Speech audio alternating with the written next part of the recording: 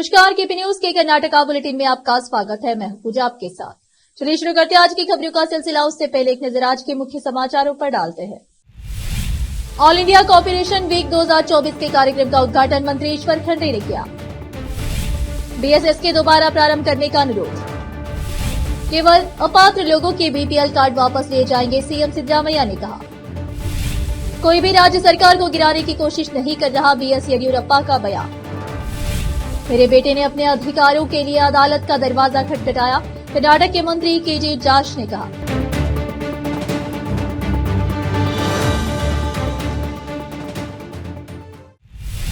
समाचारों का सिलसिला शुरू करते हुए देखते समाचार विस्तार से। बीदर शहर के जीरा फंक्शन हॉल में आज ऑल इंडिया कॉपरेशन वीक 2024 का आयोजन किया गया। आज सुबह 10 बजे से इस कार्यक्रम शुरू किया गया। कार्यक्रम का उद्घाटन बीदर जिला प्रभारी मंत्री ईश्वर खंडे ने किया। इस अवसर पर नगर सभा प्रशासन मंत्री रहीम खान, बीदर दक्षिण के विधायक डॉक्टर शैलेंद्र बेलडाड़े, डॉक्टर सिद्धू पाटिल, नगर सभा अध्यक्ष मोहम्मद गौस, डीसीसी बैंक के अध्यक्ष अमर खंडरे, उपाध्यक्ष अभिषेक पाटिल, जिलाधिकारी शिल्पा शर्मा, सीओ डॉक्टर गिरीश पडोले मौजूद रहे। कार्यक्रम में सभी अतिथियों का सम्मान किया गया। साथ ही सहकारिता क्षेत्र में अपना योगदान देने वालों का भी सम्मान किया गया। इस मौके पर मंत्रियों ने संबोधन किया। कैमरामैन पपुराज का कवरेज। बीएसएस के फैक्ट्री बीदर जिले के किसानों और मजदूरों की आजीविका के लिए बहुत मददगार थी, लेकिन करीब 3 साल से यह कर्ज में फंस गया है और पूरी तरह से बंद हो गया है।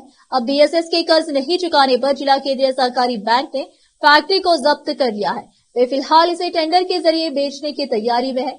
बीएसएस के चीनी फैक्ट्री का निर्माण लगभग 50 साल पहले जिले के किसानों द्वारा किया गया था, जिन्होंने शहरों के रूप में पैसा इकट्ठा किया था। यह फैक्ट्री जिले की सबसे पुरानी फैक्ट्री है और बीदर जिले के किसानों की आजीविका है। फिलहाल फैक्ट्री कर्ज के दलदल में फंसी हुई है और जिले के किसान काफी परेशानी में है।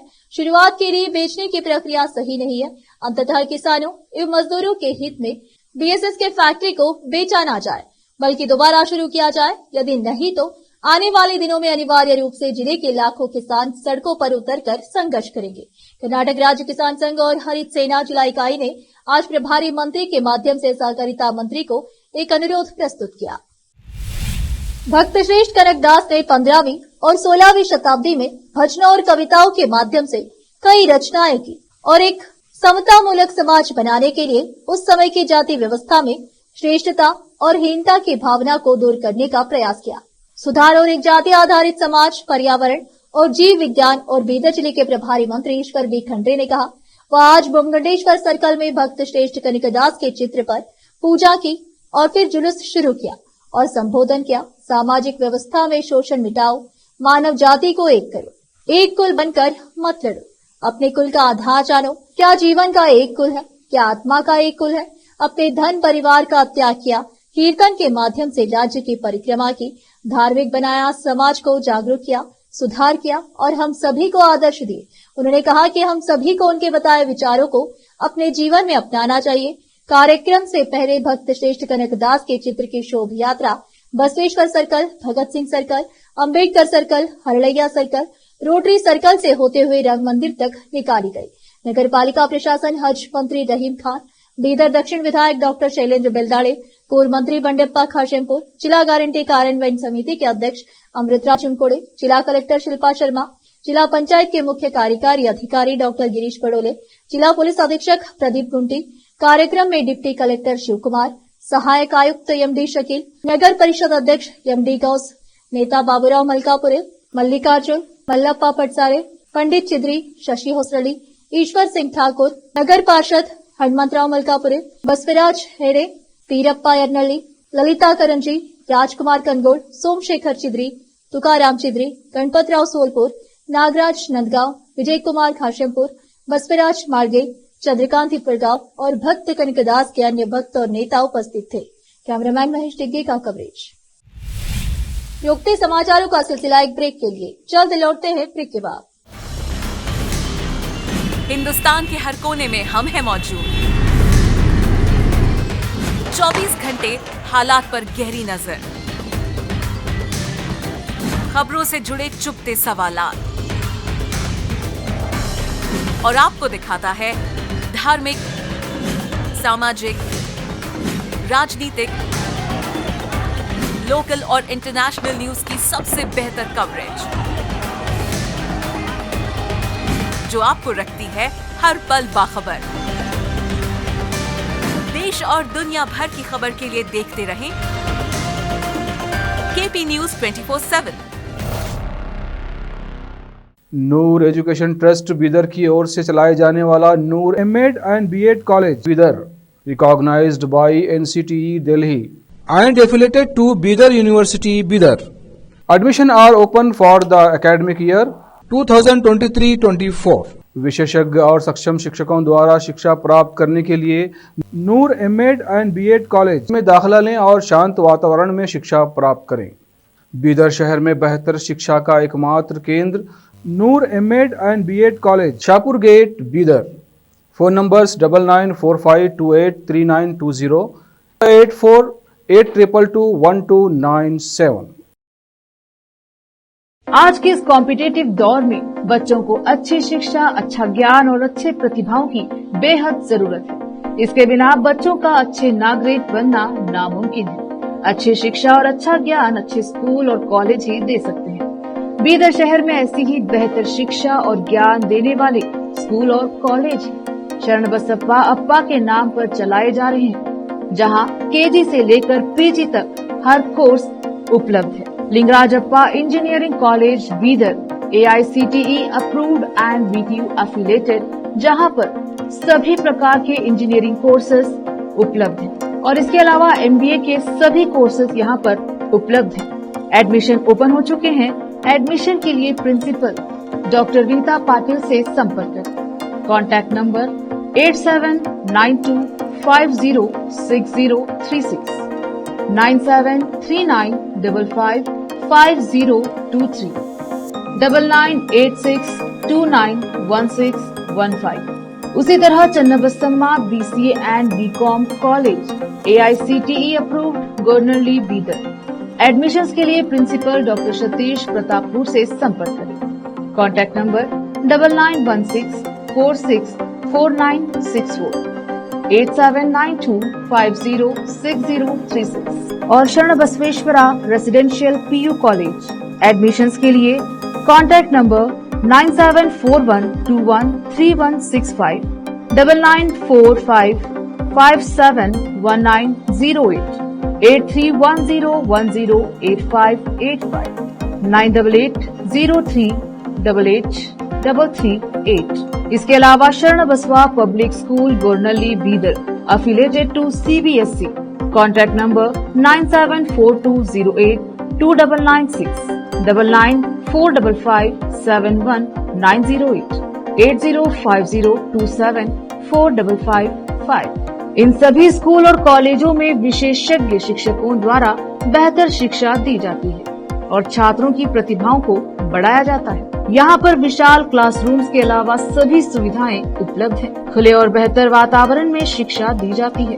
अपने बच्चों को शिक्षा और ज्ञान का बेहतर तोहफा देना चाहते हैं तो इन स्कूलों और कॉलेजों में एडमिशन करवाकर अपने बच्चों को भविष्य के अच्छे और शिक्षित नागरिक बनाएं। आज ही अपने बच्चों का एडमिशन करवाइए और बच्चों के भविष्य को उज्जवल बनाइए। ब्रेक के बाद आपका स्वागत है। आइए देखते हैं अन्य समाचार। मुख्यमंत्री सिद्धरामैया ने कहा कि राज्य सरकार केवल अपात्र व्यक्तियों के गरीबी रेखा से नीचे BPL कार्ड वापस लेगी और पात्र कार्ड धारकों पर इसका कोई प्रभाव नहीं पड़ेगा। सहकारिता सप्ताह समारोह कार्यक्रम में भाग लेने से पहले बागलकोट में मीडिया से बात करते हुए CM ने खेद व्यक्त किया कि इस मुद्दे पर गलत सूचना प्रसारित की जा रही है। हमारा ध्यान केवल अयोग्य BPL कार्ड धारकों को छांटने पर है। खाद्य और नागरिक आपूर्ति विभाग इस पर विचार कर रहा है। अभी तक कोई अंतिम निर्णय नहीं लिया गया है। यह सरल है, अयोग्य लोगों को BPL कार्ड न दे, लेकिन सुनिश्चित करें कि जो लोग इसके हकदार हैं वे इससे वंचित न रहे। सिद्धरामैया ने कहा कि उन्होंने आगे सवाल किया कि क्या BPL कार्ड उन लोगों को प्रदान किए जाने चाहिए जो करों का भुगतान करते हैं और सरकारी कर्मचारी है। कर्नाटक में कांग्रेस के नेतृत्व वाली सरकार को कोई भी गिराने की कोशिश नहीं कर रहा है।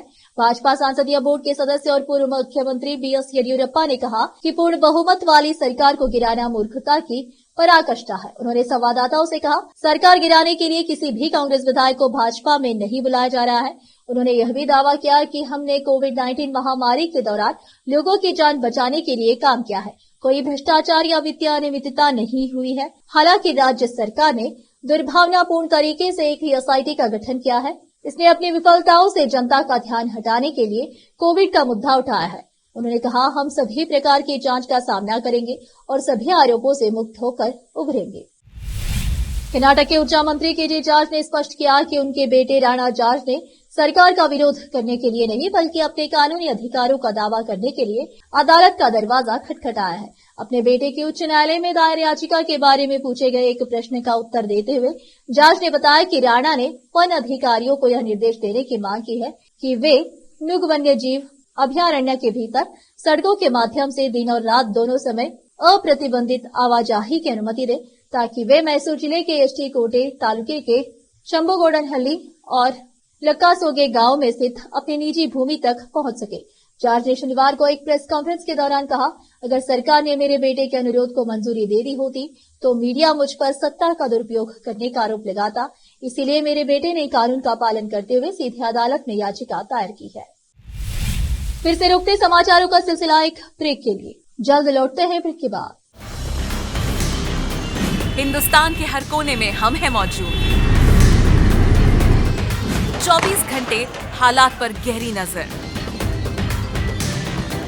खबरों से जुड़े चुपते सवालात और आपको दिखाता है धार्मिक, सामाजिक, राजनीतिक, लोकल और इंटरनेशनल न्यूज की सबसे बेहतर कवरेज जो आपको रखती है हर पल बाखबर। देश और दुनिया भर की खबर के लिए देखते रहें KP news 24/7। Noor education trust Bidar की ओर से चलाए जाने वाला Noor MEd and BEd college Bidar, recognised by NCTE Delhi and affiliated to Bidar University, Bidar. Admission are open for the academic year 2023-24. विशेषज्ञ और सक्षम शिक्षकों द्वारा शिक्षा प्राप्त करने के लिए नूर एमएड एंड बीएड कॉलेज में दाखिला लें और शांत वातावरण में शिक्षा प्राप्त करें। बीदर शहर में बेहतर शिक्षा का एकमात्र केंद्र Noor MEd and BEd college, Shahpur gate, Bidar. Phone numbers 9945283920, 8482221297।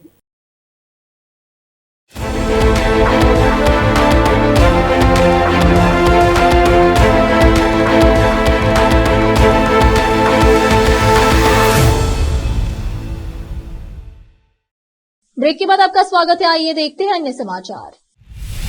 मुख्यमंत्री सिद्धरामैया द्वारा यह दावा किए जाने के कुछ दिन बाद कि भाजपा उनकी सरकार को गिराने के लिए कांग्रेस विधायकों को दल बदल करने के लिए 50 करोड़ रुपए की पेशकश कर रही है। सत्तारूढ़ पार्टी के एक विधायक ने सोमवार को आरोप लगाया कि विपक्षी पार्टी ने इस पेशकश को बढ़ाकर 100 करोड़ रुपए कर दिया है। मंड्या से कांग्रेस विधायक रवि कुमार गौड़ा रवि गानिगा ने दावा किया कि कित्तूर के विधायक बाबा साहेब डी पाटिल और चिकमंगलुरु के विधायक श्री तमैया उन लोगों में शामिल है जिनसे भगवा पार्टी ने संपर्क किया है। उन्होंने कहा कि उनके पास यह साबित करने के लिए दस्तावेज और सबूत है कि भाजपा सत्तारूढ़ पार्टी के विधायकों को लुभाने का प्रयास कर रही थी। हालांकि पाटिल और थमैया दोनों ने स्पष्ट किया है कि भाजपा या किसी अन्य ने उनसे संपर्क नहीं किया या उन्हें पैसा या किसी चीज की पेशकश नहीं की। भाजपा ने कांग्रेस और उसके विधायक को दस्तावेज जारी करने और जांच सुनिश्चित करने की चुनौती दी है। स्वास्थ्य एवं परिवार कल्याण मंत्री दिनेश गुंडूराव ने इंदिरा कैंटीनों में सरकार द्वारा उठाए जा रहे सुधारात्मक उपायों के बारे में एक्स पर पोस्ट किया है। रिपोर्ट में मैसूर शहर के आलारहल्ली सर्किल स्थित इंदिरा कैंटीन मास्टर किचन में चूहों के आतंक की बात कही गई थी, जिससे ग्राहकों के स्वास्थ्य को गंभीर खतरा हो सकता है। उन्होंने ट्वीट किया है कि हमारे विभाग ने इंदिरा कैंटीन में स्वच्छता संबंधी खामियों की रिपोर्ट को अत्यंत गंभीरता से लिया है। हमने सभी सुविधाओं में सख्त खाद्य सुरक्षा और स्वच्छता प्रोटोकॉल लागू करने के लिए तत्काल उपाय शुरू किए हैं। निरीक्षण तेज किए जा रहे हैं। ठेकेदारों और अधिकारियों सहित जिम्मेदार लोगों को जवाबदेह ठहराया जाएगा। हम यह सुनिश्चित करने के लिए दृढ़ है कि इंदिरा कैंटीन स्वच्छता के उच्चतम मानकों को बनाए रखे और जनता को गुणवत्तापूर्ण भोजन परोसना जारी रखे। कर्नाटक के मुख्यमंत्री सिद्धरामैया ने सोमवार को कहा कि सरकार अपने प्रशासन की प्रमुख गारंटी योजनाओं के संबंध में कथित रूप से झूठे विज्ञापन जारी करने के लिए चुनावी राज्य महाराष्ट्र में अपने समकक्ष के खिलाफ मुकदमा दायर करने पर विचार कर रही है। उन्होंने कहा कि महायुति सरकार के खिलाफ कानूनी कार्रवाई की संभावना तलाशी जा रही है। सिद्धरामैया ने कहा, यह केवल महाराष्ट्र के लोगों को गुमराह करने के लिए है ताकि वोट हासिल किए जा सके। पीएम झूठ बोल रहे हैं, महाराष्ट्र सरकार द्वारा झूठे विज्ञापन दिए जा रहे हैं। यह पूछे जाने पर कि क्या सरकार योजनाओं के बारे में कथित गलत सूचना के खिलाफ कानूनी कार्रवाई करने पर विचार कर रही है। उन्होंने संवाददाताओं से कहा, मैं कानूनी कार्रवाई करने के बारे में मामले की जांच करा रहा हूं। हम महाराष्ट्र सरकार के खिलाफ मुकदमा दायर करने के बारे में सोच रहे हैं क्योंकि उन्होंने झूठे विज्ञापन दिए हैं। हम इस पर विचार कर रहे हैं। प्रतिबूंद सिंचाई प्रणाली से लेकर गधे के दूध पर आधारित साबुन और क्रीम तथा 80 फीट तक पहुंचने वाले नारियल तोड़ने वाले स्टैंड तक कृषि मेला 2024 ने दिखाया कि किस प्रकार नवाचार कृषि में बदलाव ला रहा है। रविवार को अंतिम दिन बेंगलुरु के लोक कृषि विज्ञान विश्वविद्यालय के गांधी कृषि विज्ञान केंद्र जीकेवीके परिसर में 700 से अधिक स्टॉल देखने के लिए उमड़ पड़े, जिनमें अत्याधुनिक तकनीकों के बारे में जानकारी दी गई थी। 14 नवंबर से आयोजित कृषि मेले में 4 दिनों में कुल 34.13 लाख लोग आए, जिससे 6.17 करोड़ का कारोबार हुआ। पूरे कार्यक्रम के दौरान उपस्थित लोगों ने कुल 53,111 व्यंजनों का आनंद लिया। किसान खास तौर पर बूम स्प्रेयर और स्वचालित पक्षी और बंदर भगाने वाले रोबोटिक समाधानों से आकर्षित हुए, जो ध्वनि का उपयोग करके कृषि कार्य को सरल बनाते हैं। मेले का एक महत्वपूर्ण आकर्षक एक उच्च तकनीकी वाली नारियल प्लकर स्टैंड की प्रस्तुति थी, जो 80 फीट तक पहुंचने में सक्षम है। कार्बन फाइबर टेलीस्कोपिक प्लकर ऊंचे पेड़ों से नारियल और सुपारी की कटाई कर सकता है, जिसमें एक बार में 70 किलोग्राम तक उपज एकत्र करने की क्षमता है। मेले में एक ऐसी मशीन भी प्रदर्शित की गई जो प्रति घंटे 300 पर्यावरण अनुकूल नारियल प्लेट बनाने में सक्षम है, जो प्लास्टिक कचरे की बढ़ती समस्या का एक स्थायी समाधान पेश करती है। फिर से एक नजर मुख्य समाचारों पर। ऑल इंडिया कॉपरेशन वीक 2024 के कार्यक्रम का उद्घाटन मंत्री ईश्वर खंडे ने किया। बीएसएस के दोबारा प्रारंभ करने का अनुरोध। केवल अपात्र लोगों के बीपीएल कार्ड वापस लिए जाएंगे, सीएम सिद्धरामैया ने कहा। कोई भी राज्य सरकार को गिराने की कोशिश नहीं कर रहा, बीएस येदियुरप्पा का बयान। मेरे बेटे ने अपने अधिकारों के लिए अदालत का दरवाजा खटखटाया, कर्नाटक के मंत्री केजे जार्ज ने कहा।